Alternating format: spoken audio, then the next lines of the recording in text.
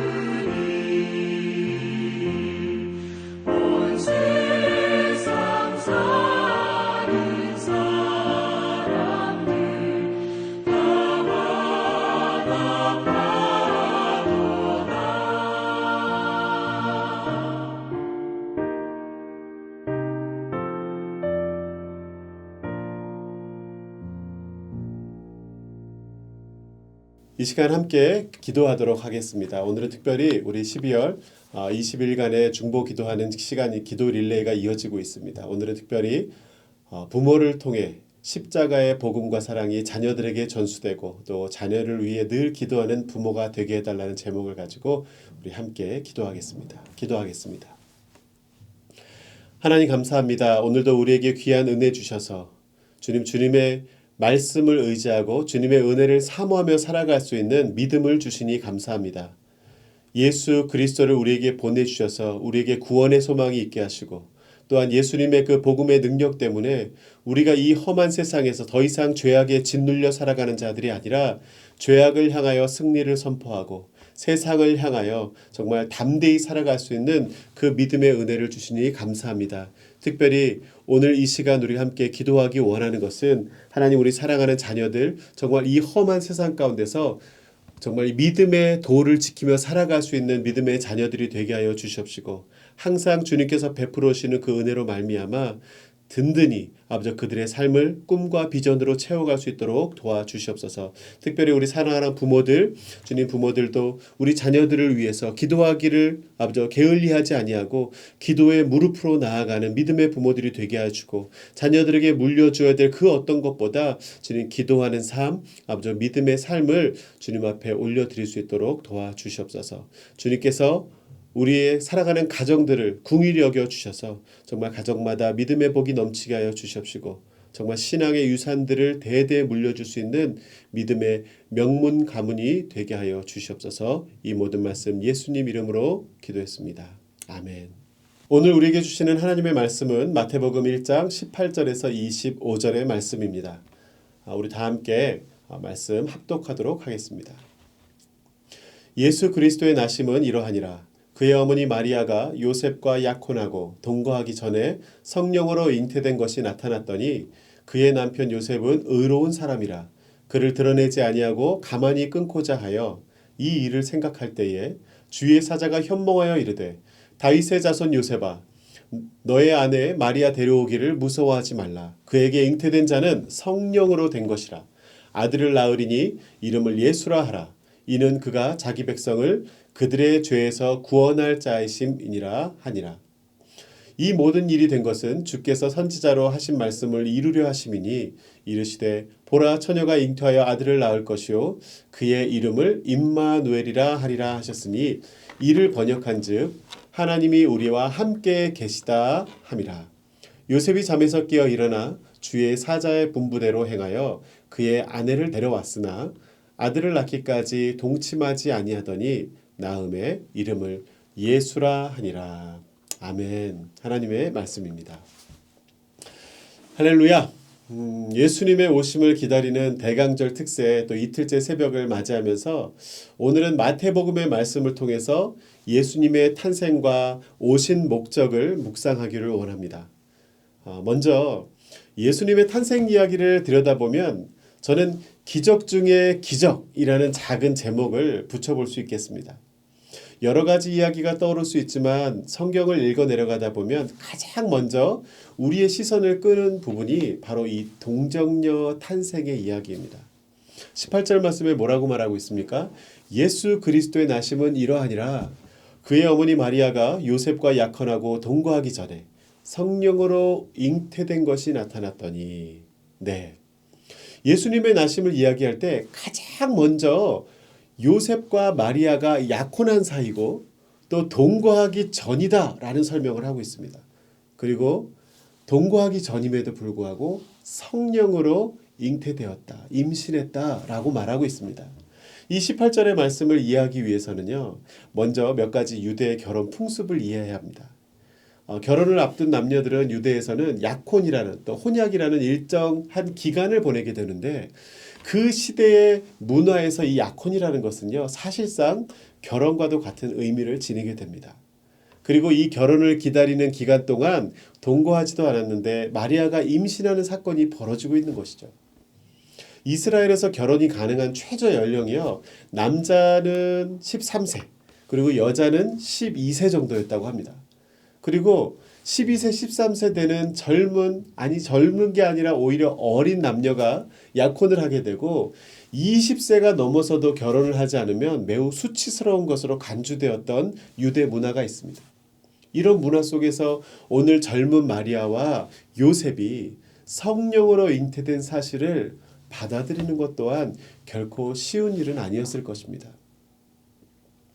믿음이 없는 사람들은요, 예수님이 성령으로 잉태되었든 아니면 마리아와 요셉이 약혼 기간 중에 서로를 사랑해서 잉태하게 된 것이든 뭐가 그렇게 중요하냐 말하기도 합니다.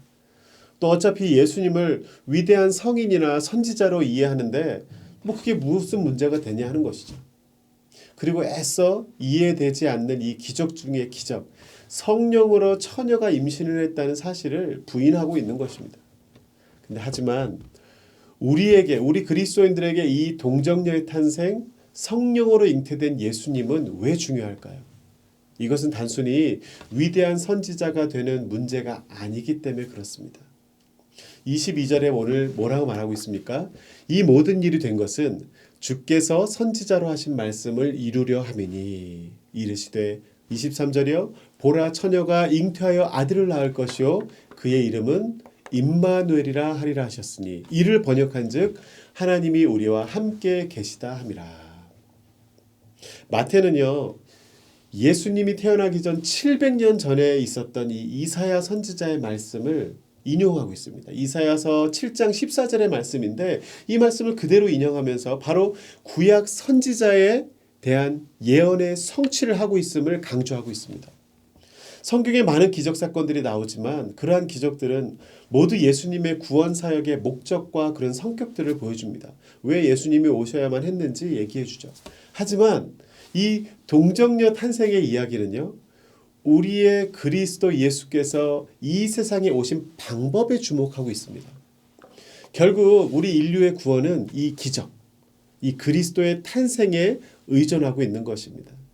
그래서 우리의 구원의 문제와 직결되는 이 동정녀 탄생, 성령으로 잉태된다는 것은 우리에게 매우 중요한 사실입니다.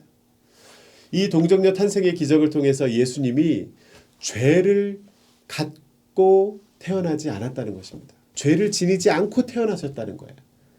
즉 그분께는 태어날 때부터 이 죄악의 속성이 없다는 것입니다.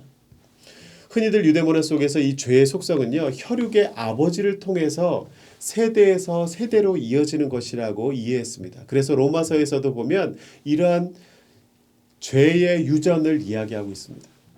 그런데 동정녀 탄생은 이러한 죄의 속성의 전달을 막고 영원하신 하나님께서 온전한 인간이 돼서 온전한 구원의 역사를 이루시기 위한 조건들을 갖추는 사건으로 이해하고 있습니다.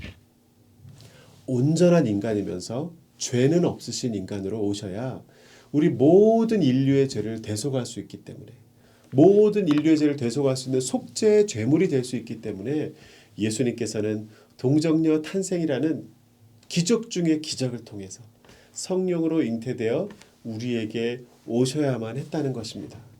죄인이 다른 죄인을 구원할 수는 없는 것이죠. 그러니 이 동정녀 탄생의 기적은 성경에 나오는 그 어떤 기적들보다도 더 중요하고 소중한 기적이라고 표현할 수 있는 것입니다. 두 번째로 우리가 묵상하기를 원하는 것은 바로 예수님께서 우리에게 오신 목적입니다. 오신 방법에 대해서는 기적 중에 기적의 방법으로 오셨다고 우리가 이해를 했습니다. 그러면 이제 오신 목적이 무엇인지를 알아야 되는데 저는 또 이것을 사랑 중에 사랑이라고 하는 제목으로 표현하고 싶습니다. 예수님께서 이 땅에 인간의 몸을 입고 성육신하신 목적을 우리가 이해하게 된다면 이것이야말로 가장 위대한 사랑의 이야기라고 고백하지 않을 수 없습니다. 예수님께서 나사렛 회당에서 직접 이사야 선지자의 말을 읽으시면서 내가 이 땅에 온 이유가 무엇이다라고 분명하게 밝혀주셨습니다. 그 말씀은 누가복음 4장 18절에서 19절에 이사야 선지자의 말을 또 인용하면서 표현하고 계신데요. 그 말이 무엇입니까?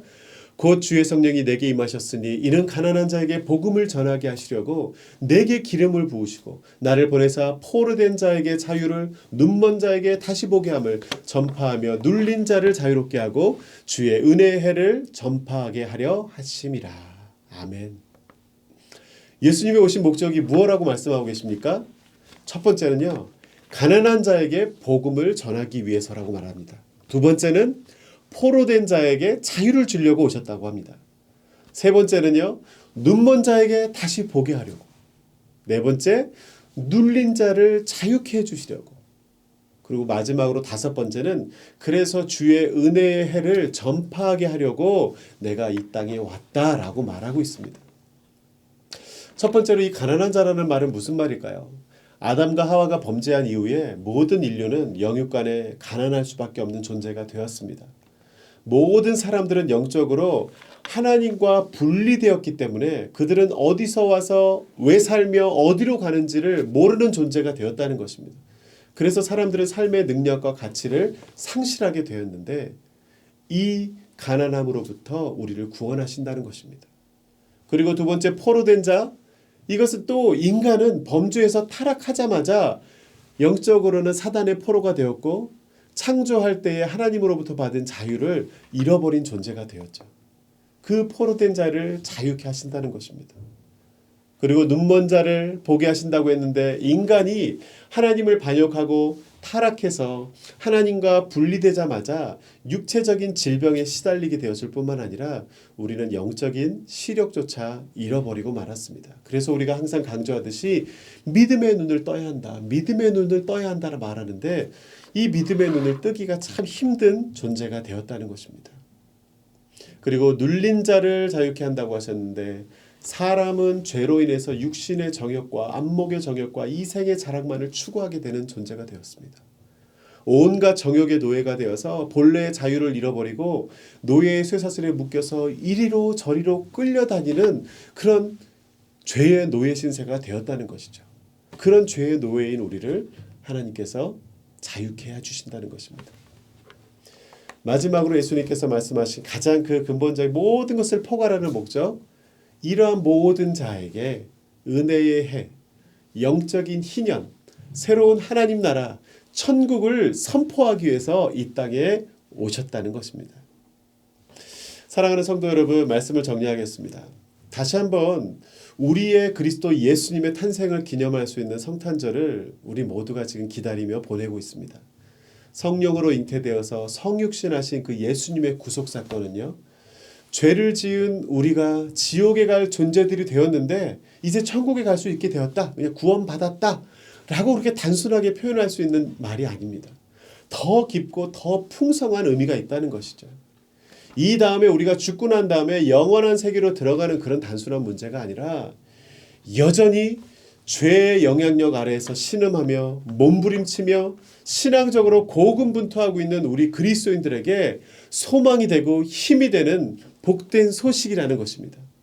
지금 이 순간에 우리의 현재 인생의 여정 속에서도 변함없는 우리를 괴롭히는 문제들이 있습니다. 향방 없이 달려가고 방황하는 우리에게 갈 길을 보여주시고 영적인 자유함을 잃어버리고 온갖 죄책감에 짓눌려 살아가는 우리 불쌍한 영혼들에게 복음 안에서 자유함을 맛보게 하시고 육신의 정욕, 안목의 정욕, 이생의 사랑에 휘둘리는 그런 정욕의 노예로 살아갈 수밖에 없었던 우리에게 새로운 가치, 영적인 가치를 쫓아 살게 해주신 것입니다. 사랑하는 성도 여러분, 2021년 성탄절을 기다리는 이 대강절, 이 대림절을 보내면서 이 예수님의 기적 중의 기적, 그리고 사랑 중의 사랑의 이야기가 우리 삶에 큰 힘과 위로가 될 수 있기를 주님의 이름으로 축원합니다. 우리 함께 기도하겠습니다. 하나님 감사합니다. 주님의 탄생을 기다리는 이 대강절을 보내면서 다시 한번 예수님께서 우리에게 오신 것이 어떤 의미인지 돌아보길 원합니다. 우리가 죽은 다음에 천국에 가게 되는 아버지는 죽어서야 효력 있는 복음이 아니라 여전히 죄악의 영향력 아래서 신음하며 괴로워하며 죄의 종노릇하던 우리들에게 자유함을 주시고 믿음의 눈을 뜨게 하시고 또 눌렸던 우리들 정말 복음 안에서 자유할 수 있게 해주시려고 주신 그 기쁜 복음, 지금 이 순간에도 우리에게 힘과 소망이 되는 복음임을 기억하게 하여 주시옵소서. 이번 성탄절 우리의 힘든 삶의 여정 가운데 더 큰 소망이 되게 하시고 더 큰 기쁨과 기대가 있게 하여 주시옵시고 그 예수 그리스도로 말미암아, 우리를 위해 이 땅에 오신 예수 그리스도로 말미암아 우리의 삶에 더욱더 새 힘을 얻는 한 주간이 될 수 있도록 축복하여 주시옵소서. 오늘도 그 예수님을 기대하며 기다리며 믿음 안에 살아가는 우리 모두가 될 수 있기를 간절히 소원하옵고 존귀하신 예수님의 이름으로 기도드립니다. 아멘. 오늘도 주님 안에서 승리하는 하루 되시기를 바랍니다.